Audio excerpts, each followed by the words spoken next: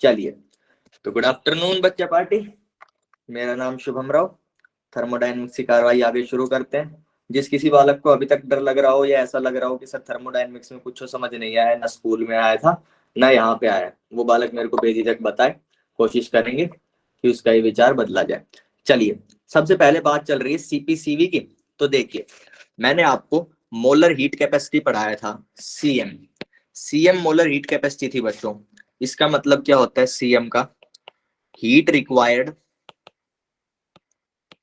To raise 1 degree Celsius temperature of 1 mole of substance.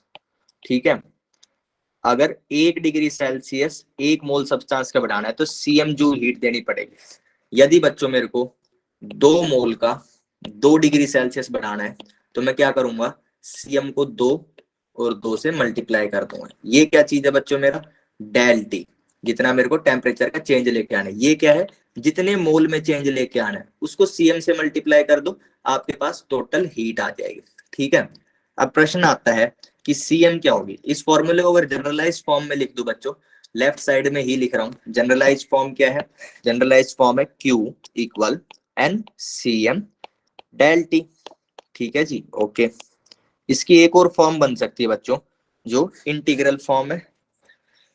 Integral form में क्या लिखते हैं? Q equal N C M D T, integral T initial से T final.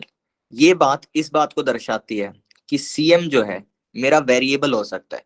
CM बच्चों variable हो सकता है। ठीक है, यानी सीएम की वैल्यू बदल सकती है। मैंने आपको कहा कि सीएम इक्वल 2 जूल है। 2 मोल की 2 डिग्री सेल्सियस बढ़ानी है तो हीट कितनी होगी? आप सीधे सीधे बता दो, 2 गुना 2 गुना 2 इक्वल 8। अगर मैं कह दूं इसमें से 1 डिग्री सेल्सियस बढ़ाने के लिए तो 2 जूल वैल्यू है सीएम की, और अगला दूसरा डिग्री सेल्सियस बढ़ाने के लिए वैल्यू 3 जूल है। तो आप क्या करेंगे बच्चों? एक कितने 2 मोल लिए, 2 मोल को पहला डिग्री जब बढ़ाओगे तो 2 जूल देना है। ये हो गया फर्स्ट डिग्री। ठीक है, ये आ गया Q1। उसके बाद Q2, 2 मोल को ही बच्चों फिर से बढ़ाना है। अब की बार 3 जूल देना पड़ता है 1 डिग्री सेल्सियस के लिए। तो ये दूसरे वाले के लिए 1 है, ये इसके लिए है। दोनों को बच्चों कैलकुलेट करोगे, यहां से आएगा 4, यहां से आएगा 6। अब की बार उसी 2 मोल को 2 डिग्री बढ़ाने के लिए 10 जूल देने की जरूरत है। यानी सर सीएम की वैल्यू बदल सकती है, किसी भी टेम्परेचर रेंज में बदल सकती है। हमको अलग अलग सीएम की वैल्यूज दी जा सकती है। जो वैल्यू जिस टेम्परेचर रेंज के लिए दी है वहीं पे सर उसका मल्टीप्लाई करके उतने टेम्परेचर डिफरेंस से और मोल से उतनी हीट निकालेंगे। अलग अलग जगह पे जो सीएम है उसके लिए हीट निकालेंगे, टोटल हीट निकालने के लिए उन सबको जोड़ देंगे। ठीक है, तो बच्चों सीएम वेरिएबल हो सकता है। कैसे कैसे वेरी कर सकता है? With temperature, with process. आप सेम चीज के ऊपर अलग प्रोसेस से अगर चल रहे हैं तो वहां पे टेम्परेचर चेंज के लिए अलग अमाउंट ऑफ हीट देनी पड़ सकती है। आपकी अलग अलग टेम्परेचर रेंज में अलग अलग अमाउंट ऑफ हीट देनी पड़ सकती है। बच्चों 1 डिग्री सेल्सियस से 2 डिग्री सेल्सियस जाने के लिए हो सकता है 2 जूल हीट देनी पड़े, लेकिन 2 से 3 जाने के लिए 4 जूल देनी पड़े। ये नेचुरल फिनोमेना होते हैं, वो वहीं से आते हैं एक्सपेरिमेंटल डाटा। हम क्वेश्चंस के अंदर कुछ भी हाइपोथेटिकल मान लेते हैं, लेकिन हमें समझ आना चाहिए कि सर मेरा जो पानी है उसको जरूरी नहीं है सर 1 से 2 डिग्री ले जाने के लिए जितनी हीट देनी पड़े उतनी ही 2 से 3 ले जाने के लिए देनी पड़े। तो सर मेरा सीएम जो है 1 मोल के लिए 1 डिग्री जो बढ़ाने की वैल्यू है वो सर अलग अलग टेम्परेचर रेंज पे वेरी कर सकती है। सर अगर मैं प्रोसेस अलग अलग यूज करूं, मैं उसका टेम्परेचर सर एडियाबैटिक से चेंज करूं तो उसके अंदर अलग अमाउंट ऑफ हीट देनी पड़ेगी विच इज इक्वल टू 0, क्योंकि सर एडियाबैटिक में हीट चेंज नहीं होता। अगर सर मैं आइसोकोरिक से बढ़ाना चाहूंगा तो अलग अमाउंट देनी पड़ेगी, आइसोबारिक से अलग देनी पड़ेगी। इसके अलावा सर इनफाइनाइट प्रोसेसेस होते हैं, उन सब के अंदर भी अलग अलग अमाउंट ऑफ हीट देनी पड़ सकती है। सीएम सर वेरिएबल होता है, मुद्दे की बात यह plus with process and with temperature range. यानी कि या तो ऐसा हो कि सिर्फ टेम्परेचर के साथ सीएम बदलता है, या फिर ऐसा हो कि विद प्रोसेस बदलता है, कि एक पर्टिकुलर प्रोसेस है इसके अंदर सीएम की वैल्यू हर टेम्परेचर रेंज पे सेम रहेगी। विद टेम्परेचर रेंज वाले केस के अंदर क्या है कि कोई भी प्रोसेस आ जाए इस टेम्परेचर के ऊपर इतनी ही सीएम देनी पड़ेगी। हो सकता है हर प्रोसेस के अंदर अलग टेम्परेचर के ऊपर अलग सीएम की वैल्यू, अलग अलग टेम्परेचर में अलग अलग सीएम की वैल्यू हर अलग प्रोसेस के लिए, यानी सर किसी भी तरीके से वेरी कर सकती है। ठीक है, ये वेरी करने का जो बच्चों केस है उससे हमारे पास दो स्पेशल मोलर हीट कैपेसिटी आती है जिनका हम काफी यूज करते हैं। वो क्या है बच्चों, यदि मेरा प्रोसेस, ये प्रोसेस के हिसाब से प्रोसेस इज आइसोकोरिक, आइसोकोरिक, तो बच्चों क्या होगा, मेरा वॉल्यूम इक्वल कांस्टेंट होता है। इस केस के अंदर सीएम की जो वैल्यू है हम सीवी कह देते हैं। ये सीवी जो है बच्चों हो सकता है कांस्टेंट हो सकता है वेरिएबल हो। ये आपके क्वेश्चन में बताया जाएगा कि इसकी वैल्यू क्या क्या है, लेकिन इसका नोटेशन बदल जाता है, इसको सीवी बोलने लग जाते हैं, molar heat capacity eight constant volume. ऐसे ही बच्चे अगर मेरा प्रोसेस आइसो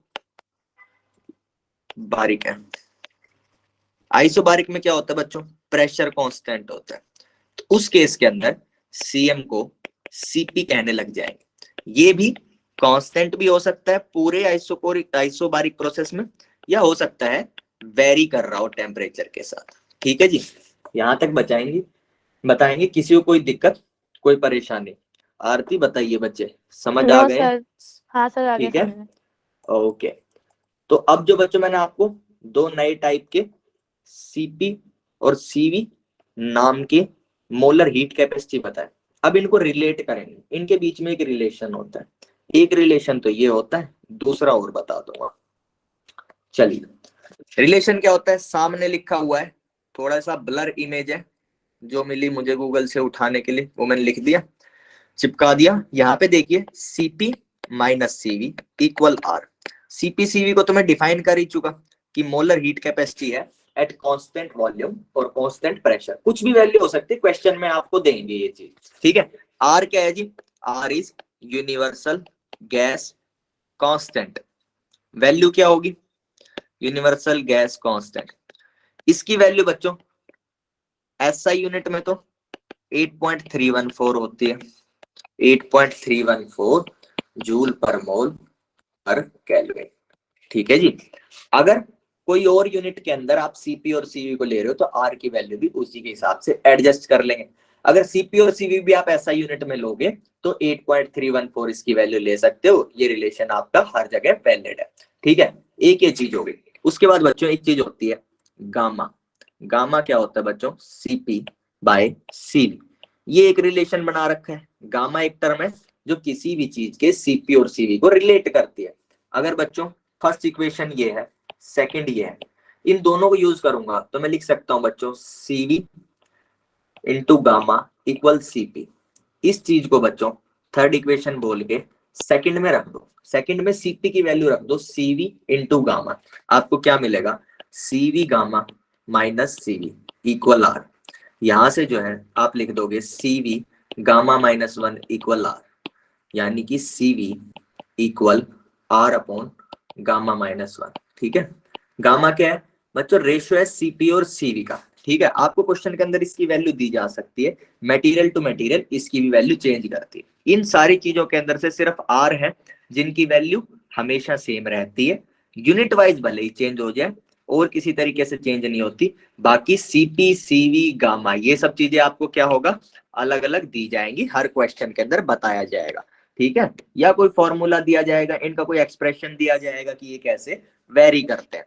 ठीक है, वेरी कैसे कर सकते हैं, अगर बच्चे टेम्परेचर के साथ वेरी कर रहे हैं तो हो सकता है मेरा फॉर्मूला हो CV equal T square joule per mole पर केल्विन। इसका क्या मतलब है बच्चे, 25 से 25.0000 बहुत छोटे से टाइम के लिए, इतने डिग्री सेल्सियस के लिए मेरे सीवी की वैल्यू क्या हो जाएगी, जहां से आपने स्टार्ट किया उस टेम्परेचर का स्क्वायर। ठीक है, ऐसे करके सीवी की वैल्यू हो सकती है, यानी हर पॉइंट के ऊपर टेम्परेचर में वेरी कर रही है। ठीक है, ऐसा कोई फंक्शन दिया जा सकता है। तो यहाँ पे क्या हो गया बच्चों, relation CP minus CV equal R. Second मैंने लिखा है gamma equal CP by CV, gamma equal CP by CV. और बच्चों तीसरा जो मैंने डिराइव करके लिख दिया था CV equal R upon gamma minus 1। Calculation दोबारा नहीं लिख रहा हूँ क्योंकि बहुत सिंपल सा डेरिवेशन है। ठीक है जी, ये बात हो गई CP CV के बारे में। इसके बाद गामा है इसके आगे, वो मैंने ऊपर ही बता दिया कि CV equal R upon gamma minus 1। ये क्या लिख रखा है, gamma minus 1 CV equal R, तो CV को R अपॉन गामा माइनस 1 कैसे भी यूज करो ये आपकी मर्जी, आपको याद रहना चाहिए डेरिवेशन जो है बहुत सिंपल है इस चीज का। आपको सिर्फ गामा की ये वाली वैल्यू जो ऊपर लिख रखी है gamma equal CP by CV, और ऊपर CP minus CV equal R, ये दो आपको जो लेफ्ट वाली अगर याद रहती है ये वाली और ये वाली, तो आप राइट वाली को डिराइव कर सकते हैं। पेपर में डिफाइन करने को आता है। पेपर में डिफाइन मतलब क्या कहना चाहते हैं गोसे आप? पेपर में डिफाइन बस इतना ही होगा कि CP क्या है, इसके अंदर CV क्या है और R क्या है, बताओ। नहीं सर, हम ये मालूम कर रहे थे कभी CP और minus CV equal to R कभी डिफाइन करने के लिए आता हो पेपर में। देखो पेपर के अंदर देखो दो तरह के पेपर देते हैं हम लोग, एक बोर्ड का देते हैं और एक कॉम्पिटिटिव एग्जाम का देते हैं। कॉम्पिटिटिव एग्जाम में MCQ होता है, तो कोई भी आपको ये नहीं कहेगा कि इसको डिफाइन करो। डिफाइन करने को किसको कह सकता है, CP को अलग से कह सकता है कि CP की डेफिनेशन बताओ।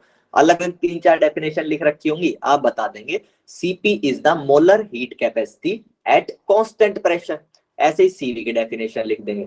बोर्ड के अंदर क्या हो सकता है, दोनों चीजें पूछ लेगा, CP क्या होता है CV क्या होता है, उसके बाद ये भी पूछ लेगा इस रिलेशन को डिराइव तो कर नहीं सकते एज इट इज, ये रिलेशन है ठीक है, होता है डेरिवेशन आपके स्कोप में नहीं है कि कहां से डिराइव किया गया, डिराइव नहीं कर सकते। हो सकता है ये कह दे कि ये रिलेशन है, इसको गामा से रिलेट करके बताओ, तो गामा से रिलेट करना मैंने आपको बता दिया कि gamma equal CP by CV होता है। इससे थर्ड जो है वो आप इसको रिलेट करके निकाल सकते हैं, इससे ज्यादा बोर्ड में भी नहीं पूछने वाले। ठीक है, CP CV की डेफिनेशन पूछेंगे, वो आप लिख सकते हो कि CP equal molar heat capacity at constant pressure and CV equal molar heat capacity at constant volume। ठीक है जी, बताइए। ओके, चलिए ये बात हो गई गामा वाली स्लाइड, और सबसे ऊपर वाली स्लाइड मैंने पूरी बता दी है। अब देखिए बीच में एक स्लाइड है, इसमें क्या लिख रखा है, फॉर आइसोबारिक प्रोसेस, ये बता रहा है इन चारों तरीके के प्रोसेस के लिए CM को क्या लिखते हैं, क्या बोलते हैं, या क्या वैल्यू होती है। आइसोबारिक यानी कि प्रेशर कांस्टेंट के लिए बच्चों बता चुका कि CM इज CP। ठीक है जी। आइसोकोरिक के लिए बच्चों जब वॉल्यूम कांस्टेंट होती है तो हमारा CM हो जाता है CV। ठीक है जी। आइसोथर्मल प्रोसेस बच्चों, इसकी डेफिनेशन देखो, ये कहता है कि T इक्वल कांस्टेंट है।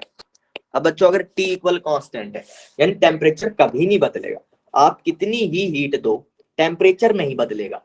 अब मोलर हीट कैपेसिटी क्या होती है कि एक मोल का 1 डिग्री टेम्परेचर बढ़ाने के लिए जितनी हीट चाहिए, अगर मेरी किसी भी वैल्यू ऑफ हीट के लिए टेम्परेचर चेंज ही नहीं करेगा तो 1 डिग्री बढ़ाने के लिए कितना चाहिए, इनफाइनाइट अमाउंट। आप इनफाइनाइट अमाउंट दोगे तब क्या पता 1 डिग्री चेंज हो जाए टेम्परेचर, लेकिन आइसोथर्मल में क्योंकि टेम्परेचर कांस्टेंट होता है इसके CM की कोई फाइनाइट वैल्यू नहीं होती। तो हम लिख देते हैं कि CM इज इनफाइनाइट। काहे इनफाइनाइट है, क्योंकि CM वो अमाउंट ऑफ हीट है जो 1 डिग्री टेम्परेचर चेंज लाने के लिए चाहिए, और क्योंकि हम कोई चेंज नहीं ला पाते हैं आइसोथर्मल प्रोसेस में टेम्परेचर में, तो हम कह देते हैं कि इनफाइनाइट अमाउंट ऑफ हीट दोगे तो शायद क्या पता इसकी वैल्यू बदल जाए टेम्परेचर की, लेकिन किसी फाइनाइट अमाउंट ऑफ हीट से ये नहीं बदल सकता, तो CM जो है इनफाइनाइट हो जाएगा। फॉर एडियाबैटिक प्रोसेस बच्चे Q इक्वल 0 होता है। अगर Q इक्वल 0 होता है तो मैंने क्या लिखा है, Q equal NCM del T। अगर बच्चों मेरी लेफ्ट वाली वैल्यू 0 होनी चाहिए तो राइट में से कोई एक आदमी 0 होना चाहिए। N तो 0 हो नहीं सकता, N क्या है, नंबर ऑफ मोल्स। ठीक है जी। टेम्परेचर चेंज हो सकता है 0 हो, लेकिन हमेशा 0 नहीं होगा।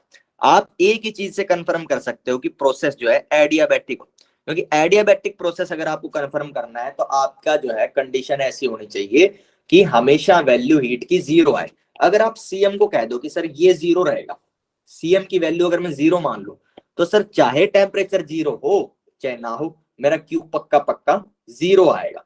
तो सर इस केस के अंदर एडियाबैटिक प्रोसेस में अगर मेरे को CM की वैल्यू कहूं तो सर CM की वैल्यू 0 होती है।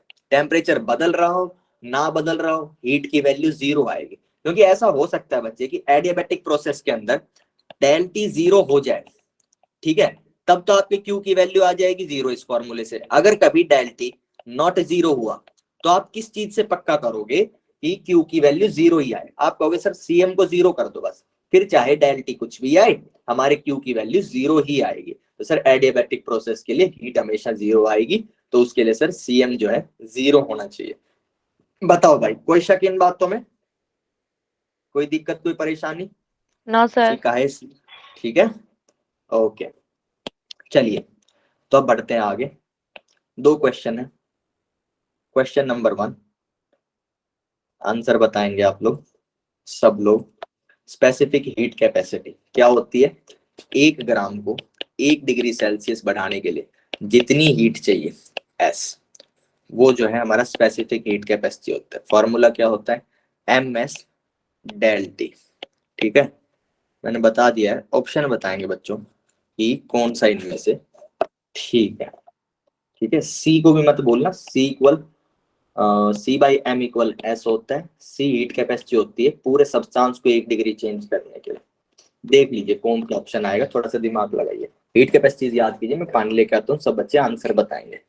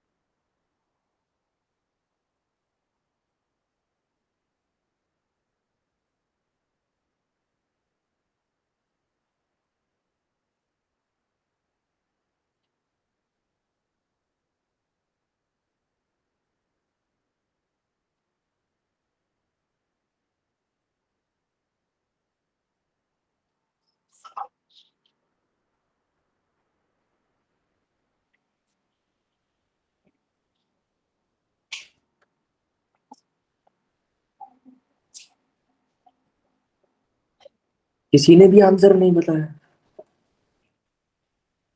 भाई? इतना मुश्किल क्वेश्चन थोड़ी है। स्पेसिफिक हीट कैपेसिटी के बारे में पूछा है कि क्या mass of substance by heat capacity होता है। ए ऑप्शन क्या लिखा है? Mass of substance M by C equal S होता है। बी क्या लिखा है? Heat capacity C by M equal S होता है।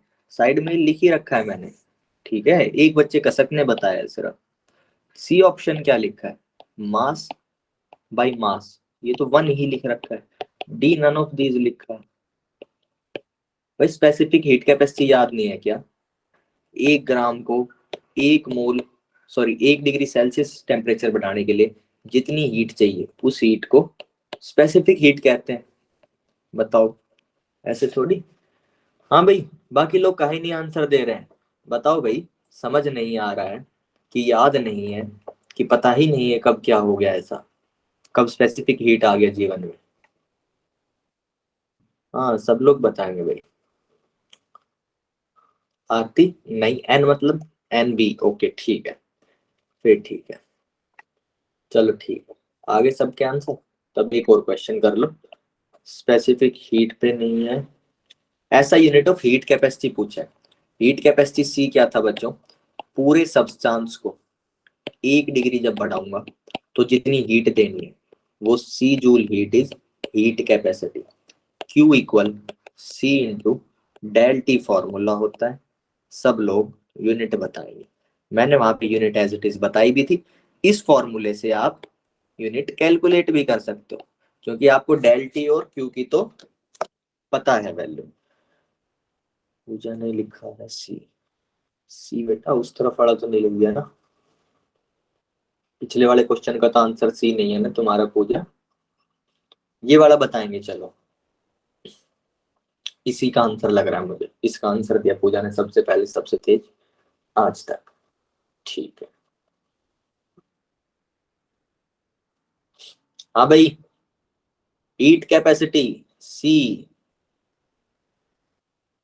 सर हीट कैपेसिटी सी होती तो आंसर सी होएगा।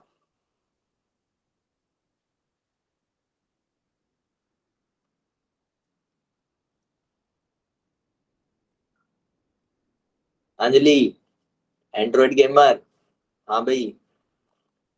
मोनी बेटा आपका भी आंसर नहीं आया है।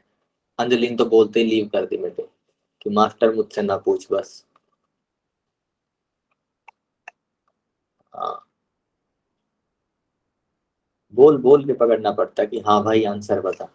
कुछ लोग सोचते हैं कि ये क्वेश्चन मेरे लेवल का है ही नहीं, क्यों मैं इसका आंसर बता के अपने हाथों की शक्ति का वेस्टेज करूं, क्यों मैं टाइपिंग करूं। चलो, किसी को कोई ऐसा है जिसको ये समझ नहीं आया हो कि इसका आंसर सी क्यों है?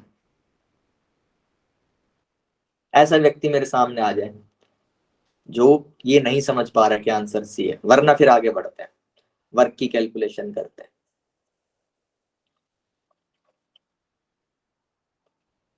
सर आगे बढ़ते हैं। ठीक है, चलिए आगे बढ़ते हैं। अब देखो बच्चों, डेल यू इंटरनल एनर्जी मैंने डिफाइन किया था कि डेल यू जो है N C V D T का इंटीग्रल होता है, टी इनिशियल से टी फाइनल। उस टाइम जब मैंने बताया होगा तो कहा होगा कि बच्चों अभी आपको सीवी के बारे में नहीं पता, अब पता है ना, अब आप इसको कैलकुलेट कर सकते हो। सीवी क्या है? वेरिएबल भी हो सकता है और कांस्टेंट भी हो सकता है। जब सीवी कांस्टेंट होगा तो मोल तो कांस्टेंट होती है, सीवी भी कांस्टेंट हो गया, दोनों चीजें हमारे इंटीग्रेशन से बाहर आ जाएंगी। एन सीवी टी इनिशियल से टी फाइनल, और ये हो गया dt का इंटीग्रल। ये क्या देगा बच्चों मुझे? Del U equal N C V del T. ये कब अप्लाई होएगा? जब CV, when CV is constant, ये तब अप्लाई हो जाएगा। ये वाला ऑलवेज एप्लीकेबल, कांस्टेंट हो या वेरिएबल हो, दोनों केसेस के अंदर ये हमारा एप्लीकेबल होगा। ठीक है, एप्लीकेबल ऑन बोथ केसेस। इसी से डिराइव करके कांस्टेंट वाला फॉर्मूला निकाला है। ठीक है जी। ये क्या है? डेल यू इंटरनल एनर्जी पढ़ी थी। इंटरनल एनर्जी क्या होती है? किसी भी सिस्टम में अलग अलग फॉर्म्स में कोई एनर्जीज हो सकती है, हीट और वर्क के अलावा जितनी भी एनर्जी किसी सिस्टम में, वो उसकी इंटरनल एनर्जी होती है। इंटरनल एनर्जी यू को कैलकुलेट नहीं कर सकते, डेल यू यानी कि उसके चेंज को कैलकुलेट कर सकते हैं। ठीक है जी, आगे बढ़ते हैं। ये एक सिंपल सी बात थी। उस टाइम मैंने सिर्फ फॉर्मूला बताया होगा, सीवी था इसके अंदर, सीवी की बात आज की है तो आज दोबारा से ये बता दिया है। चलिए आगे बढ़ते हैं, काम की बात। Expression for volume work, pressure volume work. देखो बच्चों, वर्क डन क्या होता है? वर्क का सबसे पहले तो साइन बता देता हूँ। Sign convention of work, sign convention of work. कुछ लोग कहते हैं work done by the system, कुछ लोग कहते हैं work done on the system. मैं बोलता हूँ उस चक्कर में मत पड़ो, याद रखो कि जब एक्सपेंशन होगा तो नेगेटिव वर्क डन, और जब कंप्रेशन होगा तो पॉजिटिव वर्क डन। ठीक है जी। ये क्या हो जाएगा? एक्सपेंशन मतलब volume increases, that is V final is more than V initial. जब कंप्रेशन होगा तो क्या हो जाएगा? Volume decreases, that is V final is less than V initial. ठीक है, ये साइन कन्वेंशन हो जाता है बच्चों वर्क का। साइन कन्वेंशन हम कब यूज करते हैं? कब यूज करते हैं? कब यूज करते हैं?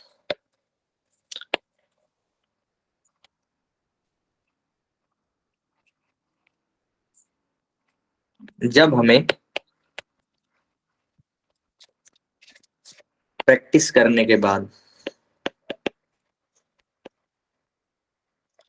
वर्क की मैग्नीट्यूड कैलकुलेट करनी आती है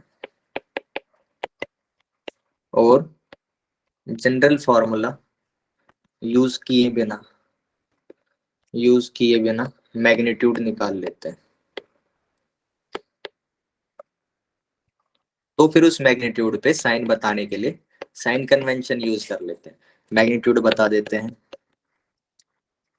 अब साइन के लिए साइन कन्वेंशन, अदरवाइज अगर फॉर्मूला यूज करो बेसिक तरीके, सर एक्सपेंशन दोबारा रिपीट कर दूं बच्चे, पिस्टन है, पिस्टन है,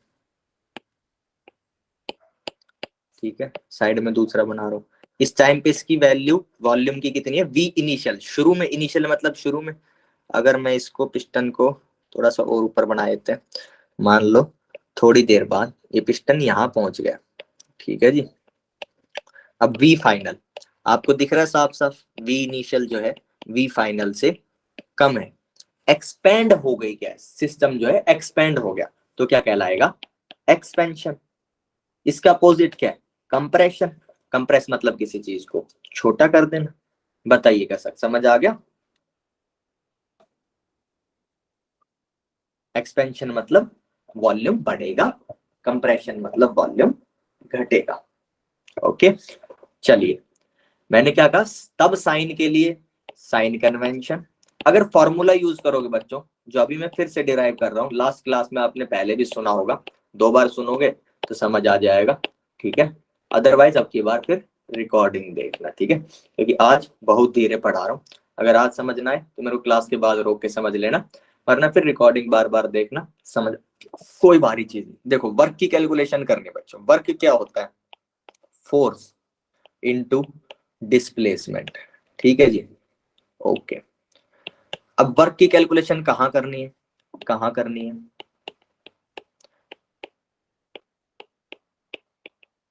सिस्टम पे, सिस्टम में।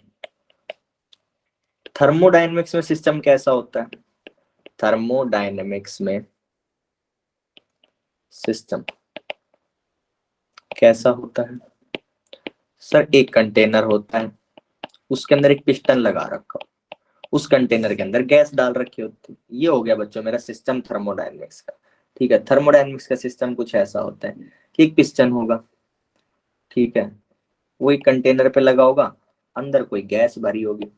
सर जब भी कोई गैस किसी कंटेनर में होती है, वो अपनी वॉल्स के ऊपर फोर्स लगाती है, फोर्स के अंदर सर जब एरिया का डिवाइड कर देता हूँ तो उस फोर्स का प्रेशर आ जाता है।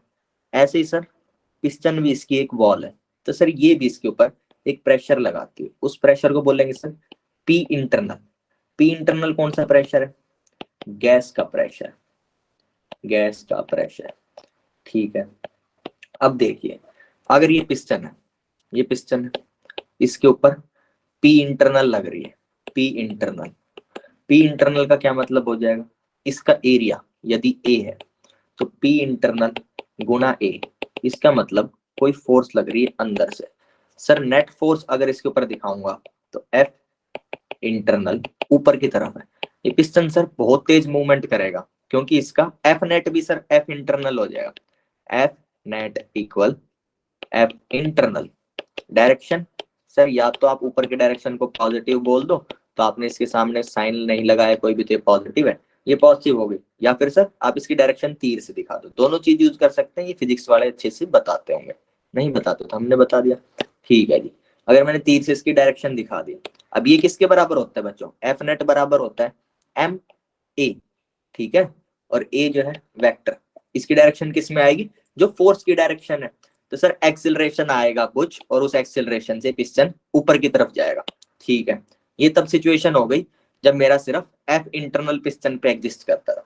अगर बच्चों इसी पिस्टन के ऊपर बाहर से ताकत लगानी शुरू कर दो, फोर्स लगानी शुरू कर दो, फोर्स कौन कौन लगा सकता है, एक तो आप लगा सकते हो, ये क्या हो जाएगा बच्चों, पी एक्सटर्नल, ठीक है जी, पी एक्सटर्नल, पी एक्सटर्नल गुणा एरिया, वही पिस्टन का सेम एरिया, यानी एफ एक्सटर्नल।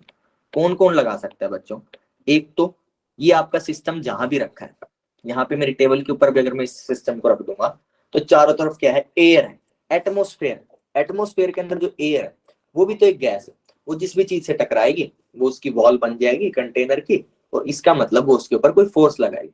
यानी सर एक तो जो है एटमोस्फेयर फोर्स लगा सकता है, एक सर एनी अदर पर्सन, कोई भी आके इस पिस्टन पे फोर्स लगा सकता है। सर कोई पर्सन लगा सकता है, कोई मशीन लगा सकती है, कोई भी अरेंजमेंट इसके ऊपर फोर्स लगा सकता है, या ना कहीं से भी मेरा पी एक्सटर्नल एग्जिस्ट कर सकता है बच्चों इस पिस्टन के ऊपर। अगर बच्चों पी एक्सटर्नल इसके ऊपर एग्जिस्ट कर सकता है, इस केस के अंदर क्या हो जाएगा, पी एक्सटर्नल गुना ए, एफ एक्सटर्नल फोर्स आ गई। अब पिस्टन जो है उसकी मूवमेंट के लिए F net equal M A करूंगा, तो एफ नेट की वैल्यू क्या आएगी बच्चों, एफ नेट हो जाएगा P external minus P internal गुना ए, और ये किसके बराबर हो जाएगा, एम ए के। अगर पी एक्सटर्नल ज्यादा होगा तो पिस्टन नीचे की तरफ आएगा, अगर पी इंटरनल ज्यादा होगा तो पिस्टन ऊपर की तरफ जाएगा। बताओ इस बात में किसी को शक कि कब पिस्टन ऊपर जाएगा कब नीचे जाएगा, कौन कौन फोर्स लगा सकते हैं, बताओ भाई। ठीक है, ओके ठीक है जी। अब देखिए वर्क जो है, वर्क में नेट फोर्स का नहीं लिखता, वर्क लिखता हूं किसी एक फोर्स का, या तो पी एक्सटर्नल का वर्क लिखेंगे, या तो पी एक्सटर्नल का या पी इंटरनल का। ठीक है जी, ओके सर, वर्क लिखेंगे किसी एक चीज का, किसका लिखें बच्चों, पी एक्सटर्नल का वर्क लिखा जाता है केमिस्ट्री में। ठीक है, वर्क किसके, वर्क का मतलब फोर्स और डिस्प्लेसमेंट ढूंढ के लाओ।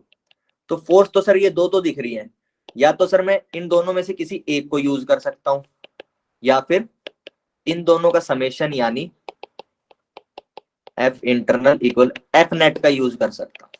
ठीक है, एफ नेट का यूज सर नहीं करते हैं, इन दोनों में से किसी एक का करना है। सर केमिस्ट्री के अंदर एक्सटर्नल का यूज करते हैं, सर फिजिक्स के अंदर इंटरनल का यूज करते हैं। ठीक है, ओके। अभी केमिस्ट्री के अंदर भी इंटरनल का यूज करेंगे, कब करेंगे, जब वो एक्सटर्नल के बराबर होगी उसकी वैल्यू, तब उसका यूज कर सकते हैं। ठीक है, तब मैग्नीट्यूड उसका सेम है तो मैग्नीट्यूड में उसका यूज कर सकते हैं। लॉजिक सेम है कि आप पी एक्सटर्नल को यूज करेंगे फोर्स का वैल्यू रखने के लिए वर्क में। अच्छा फोर्स तो होगी, डिस्प्लेसमेंट क्या होता है, कोई भी चीज जितनी दूर तक अपनी पोजीशन चेंज करती है वो इसका डिस्प्लेसमेंट है। बच्चों मैं कह रहा हूं कि मान लीजिए आपका पी इंटरनल ज्यादा था, if P internal is more than P external, पक्की बात बच्चों ये पिस्टन जो है ऊपर जाएगा। ठीक है, जब ये ऊपर जाएगा, मैं साइड में ही इसकी पोजीशन बना रहा हूं, मान लीजिए ये पिस्टन अब यहां पहुंच गया। ठीक है, ये पिस्टन हो गया मेरा बच्चों, ये जो डिस्टेंस है ये वाला, ठीक है, और पिस्टन की लोअर पोजीशन, ये मेरा क्या हो जाएगा, ये बच्चों डिस्प्लेसमेंट है। ये क्या है, displacement, this is my displacement. यानी सर फोर्स भी मिल चुकी, डिस्प्लेसमेंट भी मिल चुकी। अब क्या करेंगे, अब सर फॉर्मूला लगाएंगे। तो देखो बच्चों वर्क का फॉर्मूला क्या है, फोर्स और डिस्प्लेसमेंट को मल्टीप्लाई कर दो। ठीक है, अब जो है मैं क्या कर रहा हूं, एक छोटे से, हो सकता है बच्चों प्रेशर मेरा चेंज कर जाए, प्रेशर जो है चेंज कर जाए, तो मैं एक छोटे से टाइम पीरियड के लिए वर्क की कैलकुलेशन करूंगा जिस टाइम पे मेरा प्रेशर कांस्टेंट रहेगा।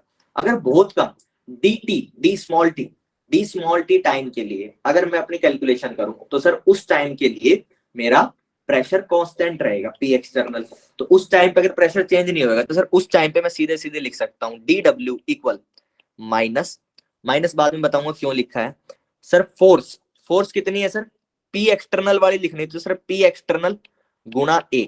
ठीक है सर, और जो छोटे से टाइम के अंदर डिस्प्लेसमेंट कितना होगा सर, वेरी स्मॉल यानी कि dx, x से लिखते हैं बच्चों डिस्प्लेसमेंट को, तो अगर स्मॉल डिस्प्लेसमेंट है तो dx। मैंने कह दिया ये जो डिस्प्लेसमेंट हुई है भले ही बहुत बड़ी दिख रही है, लेकिन क्योंकि हमें दिखाई दी इसलिए इसको इतना बड़ा लिखा गया है, ये बहुत छोटी सी डिस्प्लेसमेंट है इन dt टाइम। ये क्या लिख रहा हूं, work done in dt time, that is very less time. इतने टाइम में बच्चों कितना वर्क होगा, फोर्स लिख दी सर पी एक्सटर्नल गुना एरिया, सर प्रेशर गुना एरिया फोर्स होता है। ठीक है जी, ये बात लिख दी। अब क्या लिखना है, डिस्प्लेसमेंट, डिस्प्लेसमेंट बच्चों मैंने कहा dx है, dx डिस्प्लेसमेंट। ओके, तो बच्चों dx जो है मैंने डिस्प्लेसमेंट रख दी। ठीक है जी, ओके, ये बच्चों मेरे पास फॉर्मूला आ गया। बात ये आती है सर आपने माइनस क्यों लगाया, माइनस बच्चों मैंने इसलिए लगाया क्योंकि मेरा पी एक्सटर्नल जो है नीचे की तरफ है और मेरा dx ऊपर की तरफ है, इन दोनों की जो है रिलेटिव पोजीशन डिफरेंट है, यानी कि सॉरी डायरेक्शन डिफरेंट है, ये दोनों अपोजिट डायरेक्शन में, अपोजिट डायरेक्शन में जब ये होंगे तो इनका साइन एक माइनस का आगे आएगा। ठीक है, अभी के लिए अगर ना समझ में आए तो याद रखो पी एक्सटर्नल और डी एक्स अपोजिट डायरेक्शन में थे, इसलिए इनका साइन माइनस आता है। फिजिक्स में जब जाओगे तो कह देंगे D W equal P external गुना ए, सॉरी पी इंटरनल गुना ए गुना डी एक्स। वहां पे बच्चों आप देख सकते हो कि पी इंटरनल ऊपर की तरफ, डी एक्स ऊपर की तरफ, वहां पे पी इंटरनल से देख रहे होते हैं, इसलिए डी डब्ल्यू जो है पॉजिटिव आ जाता है, पॉजिटिव लिखते हैं। ठीक है, तो ये थोड़ा साइन का हेर फेर है, थोड़ी थोड़ी प्रैक्टिस करोगे सब अपने आप हो जाएगा। अभी के लिए मान लो कि ये माइनस होता है, जब आप फॉर्मूले को यूज करोगे तब आपका हर बार सही आंसर आएगा, एक्सपेंशन के लिए आपको नेगेटिव आंसर मिल जाएगा।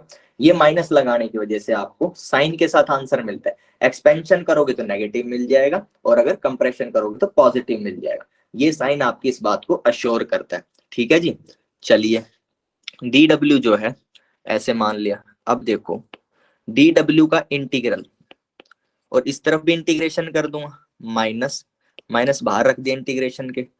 अच्छा पहले ना ए और डी एक्स को जो है डीवी लिख देंगे बच्चों। ए और डी एक्स क्या है, अगर मेरे सामने कोई एक एरिया लिखा हुआ है और ये है इसकी एक पीछे ब्रेड्थ बोल लो जो भी बोलो, ठीक है, ये बच्चों अगर डी एक्स है तो ए गुना डी एक्स इस क्यूब की वॉल्यूम नहीं हो जाएगी, यानी ए गुना डी एक्स सर डीवी होता है, ए गुना डी एक्स होता है बच्चों डीवी।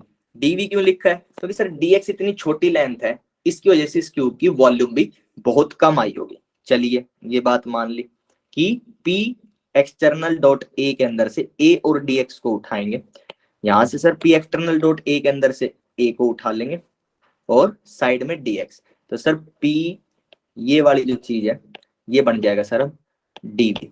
तो बच्चों मैं क्या लिख सकता हूँ, पी एक्सटर्नल डॉट डीवी। बच्चों ये मेरी इंटीग्रल फॉर्म आ गई। लिमिट कहाँ से लिखी जाती है, डी के साथ जो चीज है उसकी मिनिमम वैल्यू हमारी लोअर लिमिट होती है। तो डीवी की मिनिमम वैल्यू क्या होगी, यहाँ पे मेरी वैल्यू क्या थी वी इनिशियल, मैक्सिमम क्या होगी जो भी इसकी फाइनल वैल्यू हो जाएगी। ठीक है, जो भी इसकी फाइनल वैल्यू हो जाएगी, अभी डीएक्स है, मैं कह रहा हूं कि ये डिस्प्लेसमेंट जितनी भी बढ़ के जितना भी ऊपर पिस्टन आएगा फाइनली, तब मेरी वैल्यू कितनी हो जाएगी वॉल्यूम की, वी फाइनल। बच्चों अपर लिमिट आती है जो मैक्सिमम वैल्यू होने वाली। वर्क की मिनिमम वैल्यू क्या हो सकती है बच्चों, अगर ये पिस्टन बहुत कम मूव किया होता, ऑलमोस्ट जीरो मूव किया होता, तो वर्क की वैल्यू क्या आती, जीरो आती सर, तब जो है मेरा वॉल्यूम जीरो आता, तो मेरा वर्क जीरो आ जाता। यानी बच्चों वर्क की मिनिमम वैल्यू हो सकती है जीरो। वर्क की मैक्सिमम वैल्यू सर जो भी होगी उसको मैं डब्ल्यू से लिख दूंगा, वो कब होएगी सर जब पी फाइनल तक हमारा एक्सपेंशन हो गया, एक्सपेंशन हुआ कंप्रेशन हुआ, ये दोनों बच्चों दोनों चीजों को एक फॉर्मूला जो है कवर करेगा। कैसे करेगा ये अभी दिखा दूंगा। ठीक है जी, ये फॉर्मूला डिराइव किया बच्चों, ये फॉर्मूला आपका बेसिक फॉर्मूला फॉर वर्क है, बेसिक फॉर्मूला फॉर वर्क। इसी से हम बाकी के सारे वर्क्स कैलकुलेट करेंगे। इसको डिराइव करने में किसी को कोई डाउट है? No sir. ठीक है जी, ओके। किसी भी बच्चे को कोई डाउट है तो बता दो। ये क्लियर, तो आगे की सारी चीजें क्लियर हो जाएंगी। ठीक है जी, चलिए ये हो गया वर्क की बच्चों, साइन बता दिया। अब देखो ये फॉर्मूले को थोड़ा सा आगे लिख के बता देता हूँ कि कैसे इस फॉर्मूले को आप कंप्रेशन की जगह एक्सपेंशन पे लगाए चाहे कंप्रेशन पे लगाए, एक्सपेंशन पे इसको यूज करते हैं बच्चों। ठीक है, एक्सपेंशन में क्या होएगा, एक्सपेंशन में बच्चों वी फाइनल जो है ज्यादा आता है वी इनिशियल से, तब आप जब इसको अप्लाई करोगे तो आपका जो ये है, थोड़ी देर के लिए मान लो कि पी एक्सटर्नल आपका कांस्टेंट है, ताकि आपको इंटीग्रेशन के अंदर दिक्कत ना आए। मैंने कह दिया पी एक्सटर्नल कांस्टेंट है, इंटीग्रेशन के बाहर आ गया, वी इनिशियल वी फाइनल, जैसा भी होगा पी एक्सटर्नल पॉजिटिव ही होता है। ठीक है, ताकि मैं इस इंटीग्रेशन को सॉल्व करूं, मैंने अभी के लिए इसको कांस्टेंट मान लिया। ये v की फॉर्म्स में भी हो सकता है, v की फॉर्म में होगा ऐसा कोई क्वेश्चन करेंगे, बिल्कुल करेंगे, ताकि हमें अलग अलग तरीके के वर्क कैलकुलेट करने हैं। ठीक है, अभी के लिए मैंने इसको बाहर निकाल लिया। बताओ बच्चों माइनस पी एक्सटर्नल, जब मैं लिखूंगा v final minus v initial. ठीक है जी, ये वैल्यू आएगी। एक्सपेंशन के अंदर बच्चों v फाइनल जो है v इनिशियल से बड़ा है, तो बच्चों ये वाली जो टर्म है ये मेरी हो गई पॉजिटिव। ठीक है, पी एक्सटर्नल होता है पॉजिटिव, आगे लगा एक माइनस, पॉजिटिव गुना positive positive into negative, expression का जो है सर वर्क नेगेटिव आ गया। यहीं पे बच्चों कंप्रेशन चेक करते हैं कि कंप्रेशन के ऊपर ये फॉर्मूला लगाऊं तो क्या होगा। कंप्रेशन के केस में बच्चों वी इनिशियल वी फाइनल से ज्यादा होता है, यानी सर फाइनली जो है मेरा वॉल्यूम घट जाता है तो वी फाइनल कम होगा। अब बच्चों ये फॉर्मूला लगाओ, क्या आएगा, माइनस पी एक्सटर्नल। ये चीज तो सेम आएगी, इसकी जो वैल्यूज है ना वो बदल जाएंगी, ठीक है। अब देखो बच्चों V final minus initial, V final minus initial, V final तो छोटा है सर वी इनिशियल से, छोटी चीज के अंदर से बड़ी चीज घटाओगे तो वैल्यू आएगी सर नेगेटिव। ये सर बीच में ये भाई साहब पॉजिटिव है, आगे एक और माइनस लिखा हुआ है sir, minus minus plus into plus plus, compression का वर्क कैसा आ जाएगा बच्चों, पॉजिटिव आ जाएगा, ठीक है जी।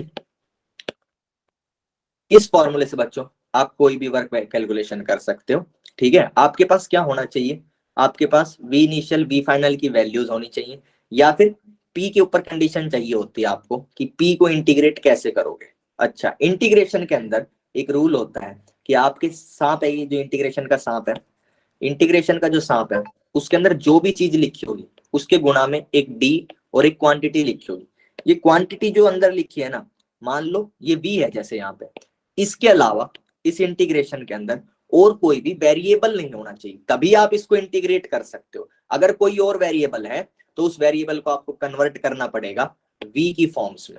कैसे, क्या मतलब सर इस बात का, बच्चों यहाँ पे जो मेरा इंटीग्रल है वो है minus P external dot D, sir D के साथ है वी, और सर यहाँ पे तो पी एक्सटर्नल कुछ लिखा है, तो सर ये वी की फॉर्म में तो है नहीं, इसका मतलब सर इसको डायरेक्ट इंटीग्रेट नहीं कर सकता।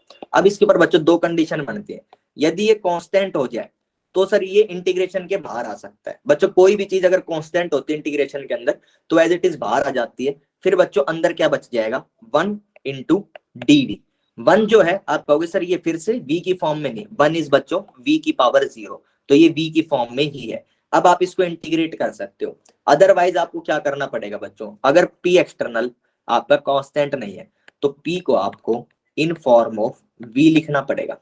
कैसे लिख सकते हैं सर बच्चों, अगर आइडियल गैस का कह दे कि आइडियल गैस पे लग रहा है तो आपको पता है आइडियल गैस पे पी इक्वल एनआरटी लगती है, आप यहां से क्या लिखोगे, P equal NRT by V, फिर इसके अंदर आप ये वैल्यू रख दोगे NRT by V dot DV. अब देखो ये इंटीग्रेशन क्या बन गया बच्चों, एन और आर तो इसमें कॉमन है, इनकी कोई दिक्कत नहीं, बाहर चले जाएंगे। यहाँ पे दो वेरिएबल है, एक टी है एक वी है, वी तो सर डी के साथ ही ये चलेगा।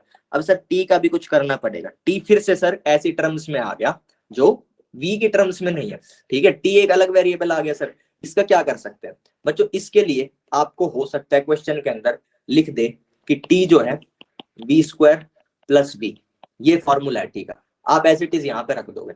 अगर मिल जाता है तो आप कैलकुलेशन कर दोगे, कभी भी ऐसा नहीं होगा कि आपको इंटीग्रेशन के लिए कुछ भी हिंट ना दिया जाए, कोई चीज एक्सप्रेशन वैल्यू के अंदर चेंज करने के लिए ना दी जाए, ठीक है। आपको हो सकता है आइसोथर्मल जब प्रोसेस आएगा बच्चों उसके अंदर टेम्परेचर कांस्टेंट होता है, तो आप क्या करोगे, एन आर के साथ टी को भी बाहर ले जाओगे, फिर अंदर क्या बच जाएगा, डी वी बाई वी, यानी सर इसको फिर इंटीग्रेट कर सकता हूं मैं, यानी सर इंटीग्रल के अंदर वी की ही फॉर्म में चीज बचनी चाहिए, ठीक है। तो बच्चों अलग अलग फॉर्म्स लिख देता हूं कि कब कब आप इसको कैसे कैसे यूज कर सकते हो। ये जो फॉर्मूला है देखो, इसके लिए एक केस तो हो सकता है कि पी एक्सटर्नल आपका कांस्टेंट हो, जब पी एक्सटर्नल बच्चों कांस्टेंट होगा, if P external equal constant, तो बच्चों इंटीग्रेशन के बाहर आ जाता है, आप उसको सॉल्व करके लिख पाओगे माइनस पी एक्सटर्नल गुणा वी एफ माइनस वी आई।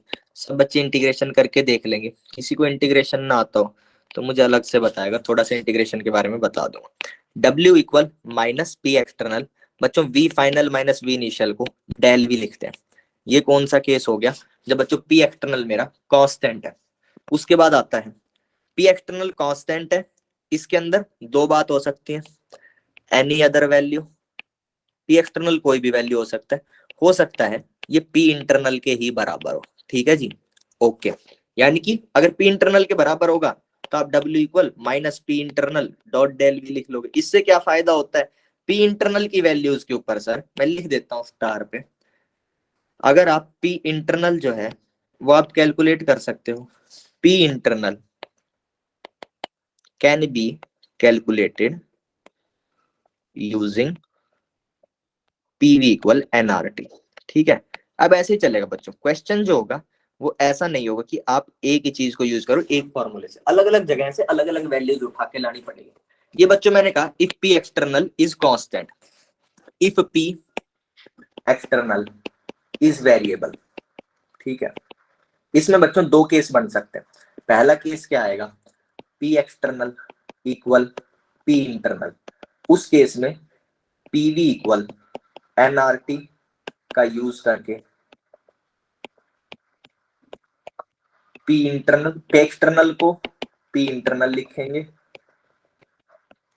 और पी इंटरनल की वैल्यू पीवी इक्वल एनआरटी से, पीवी इक्वल एनआरटी से। ठीक है जी, ये एक बात हो गई। अगर पी एक्सटर्नल पी इंटरनल के बराबर नहीं है, if P external is not equal to P internal, तो आपको क्वेश्चन में पी एक्सटर्नल का एक्सप्रेशन मिलेगा। आपको पी एक्सटर्नल लिख के दिए जाएगा, एक्सप्रेशन का एक्सप्रेशन मिलेगा। पी एक्सटर्नल क्या दिया जाएगा बच्चों, आपको पी एक्सटर्नल ऐसे लिख के दिया जा सकता है कि P external equal V square plus V plus 1। अब आप इस चीज को इंटीग्रेट कर सकते हो, अंदर कोई कांस्टेंट आ रहा है तो उससे कोई दिक्कत नहीं होती है। V square plus V plus 1 लिखा हुआ है, उसको भी आप डीवी के साथ इंटीग्रेट कर सकते हो। ठीक है जी, बताओ भाई, कोई डाउट कोई दिक्कत इस बात में, पूरे नो वर्क सर। में? ठीक है जी, कोई प्रॉब्लम नहीं है ना। चलिए, फर्स्ट लॉ ऑफ थर्मोडायनेमिक्स है, सीधा वर्क कैलकुलेशन है। चलो फर्स्ट लॉ बता दूं, बताओ, अगर कहोगे तो पढ़ाऊंगा, अदरवाइज क्लास एंड कर दूंगा आज के लिए, या आज के लिए डाइजेस्ट इतना ही हो पाएगा।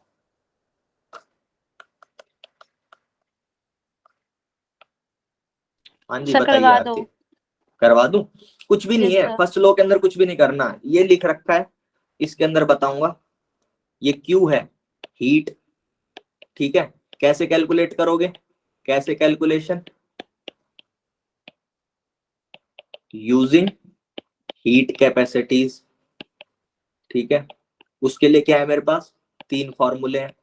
Q इक्वल एन, एन वाला नहीं, पहले हीट कैपेसिटी का लिख देता हूँ, C इंटू डेल टी, ये पहला।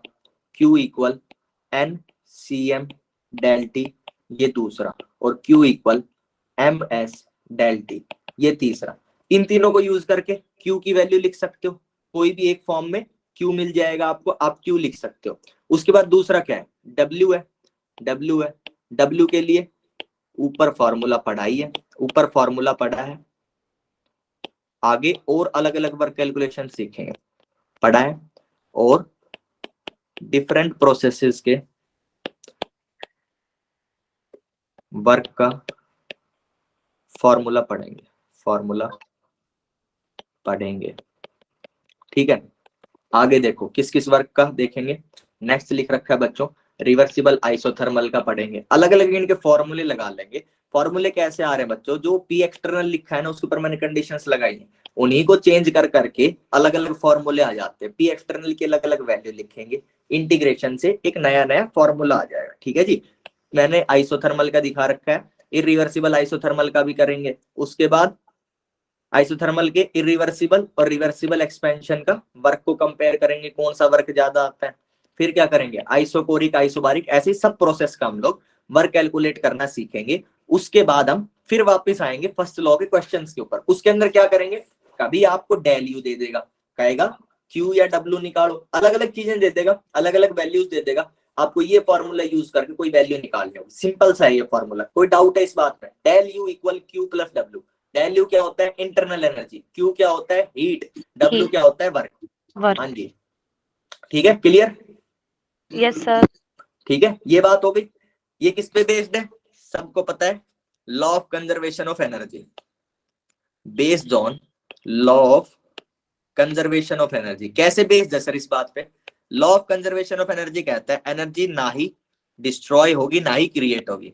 तो ये क्या कह रहा है ये फॉर्मूला, कि डेल यू जो है वो क्या है, चेंज इन इंटरनल एनर्जी। अगर इंटरनल एनर्जी चेंज होगी, चेंज का मतलब घटेगी, मान लो घटेगी या बढ़ेगी, मैं घटना मान रहा हूं कि मेरी U1 इंटरनल एनर्जी थी उससे U2 हो गई, यानी सर मेरी इंटरनल एनर्जी जब घटी तो किसी अलग फॉर्म में जाके निकली होगी। वो फॉर्म सर दो हो सकती है, या तो क्यू में निकली होगी या डब्ल्यू में निकली होगी। दोनों को सर कैलकुलेट कर सकता हूँ। हो सकता है दोनों में निकली हो सर, दोनों को जोड़ के डेल यू के बराबर लिख दूंगा। इतना सा है फर्स्ट लॉ ऑफ थर्मोडायनेमिक्स। सबसे बेसिक थर्मोडायनेमिक्स का 50% पार्ट ऑफ क्वेश्चंस इस चीज से आते हैं, फर्स्ट लॉ तक जितना है। इसके बाद सिर्फ वर्क कैलकुलेशन पढ़ने हैं। वर्क कैलकुलेशन उनको फिर इसके अंदर अप्लाई करोगे। फर्स्ट लॉ यहाँ तक आता है, इसके अंदर 50% बच्चों थर्मोडायनेमिक्स आ जाता है। थर्मोडायनेमिक्स का सबसे इजी पार्ट यही है।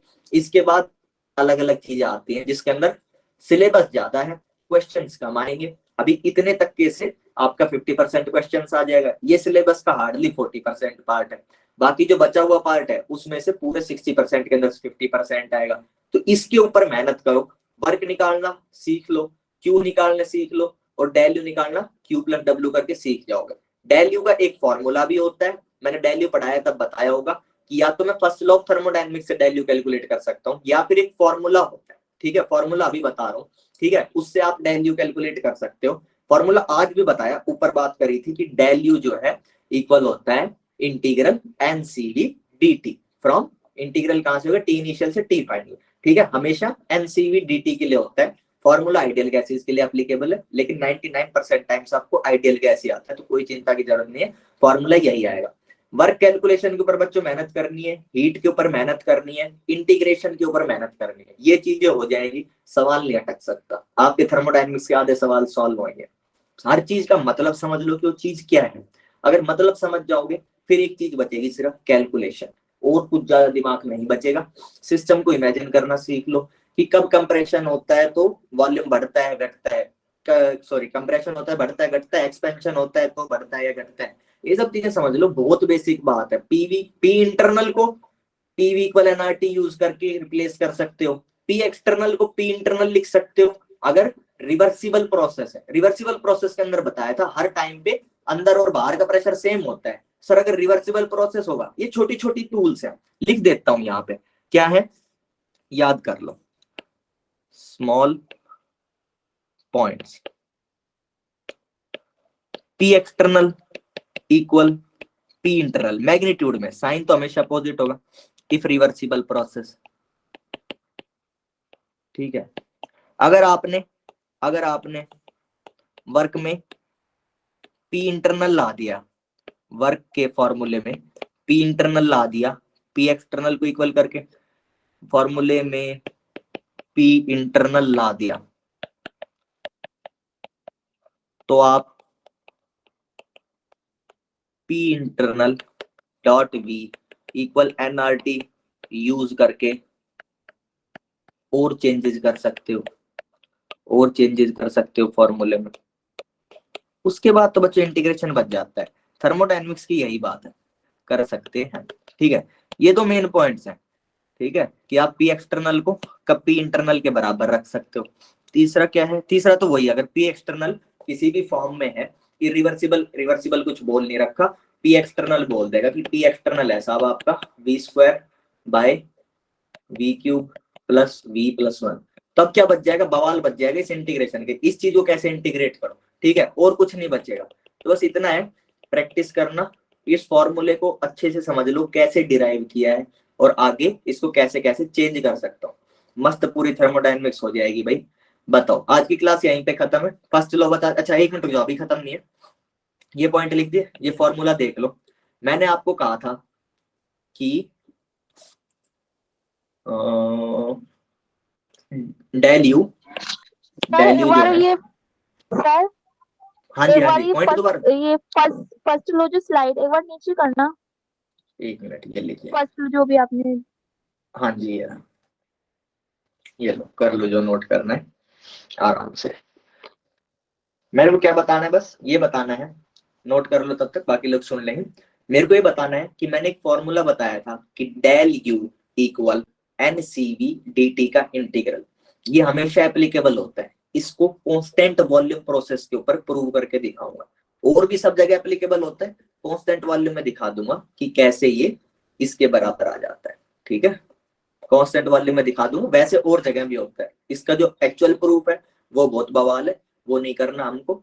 उसके अंदर घटिया इंटीग्रेशन डिफरेंशिएशन आते, कोई काम का नहीं है, कोई नहीं पूछ रहा डेरिवेशन क्या था, एनसीईआरटी में है नहीं, कॉम्पिटिटिव एग्जाम में कभी भी डेरिवेशंस पूछे नहीं जाते, फॉर्मूला यूज करना कॉम्पिटिटिव एग्जाम में आएगा, एनसीईआरटी में ऐसा कुछ है ही नहीं। ठीक है जी, अभी बता दूं, हो गया गोल से नोट हो गया बच्चे? सर यस हो गया। हो गया, ठीक है।